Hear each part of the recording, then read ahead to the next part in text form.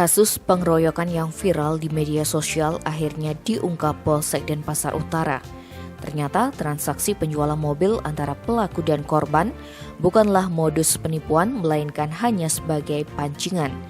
Kapolsek Denut Ibtu Putu Charles Dos Legit Rabu 27 Oktober mengatakan pihaknya mengungkapkan dua pelaku yakni Andi Masaid alias Asep dan Oter Ali, sementara pelaku ketiga bernama Imam Masiburon. Dua pelaku yang berhasil diamankan statusnya sudah naik menjadi tersangka. Menurut pengakuan para tersangka pelaku, papar kalos, permasalahan ini berawal dari Asep yang menggadaikan mobil Toyota Yaris miliknya. Tetapi keberadaan mobil tersebut tidak diketahui olehnya, padahal sebenarnya masih dalam kondisi kredit atau masa angsuran. Pria asal Malang, Jawa Timur itu pun mulai mencari.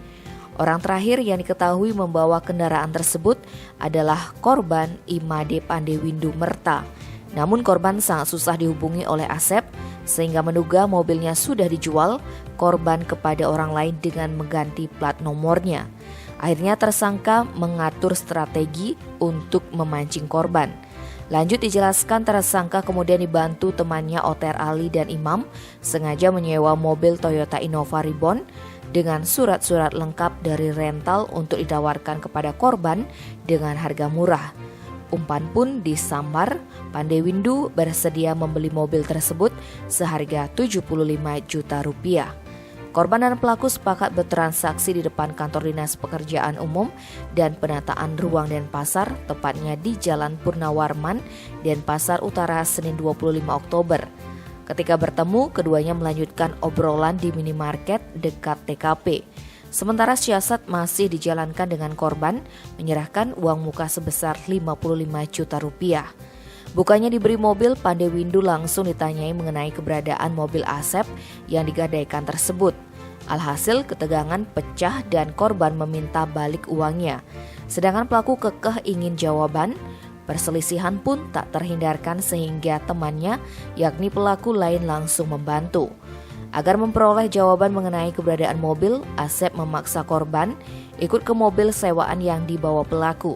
Sontak, Pandewindu berontak dan berteriak minta tolong, hingga terjadilah pengeroyokan dan perampasan HP. Warga sekitar kemudian datang melerai dan memvideokan sampai viral sambil memanggil polisi sampai uang dan HP mau dikembalikan. Saat itulah seorang pelaku yaitu Imam berhasil menyelinap. Alhasil, Reskrim Polsek Denut membawa hanya dua pelaku termasuk korban ke Mapolsek untuk dimintai keterangan. Adapun mobil Toyota Innova Reborn warna hitam DK1667 CW dan uang tunai 55 juta rupiah sementara disita sebagai barang bukti.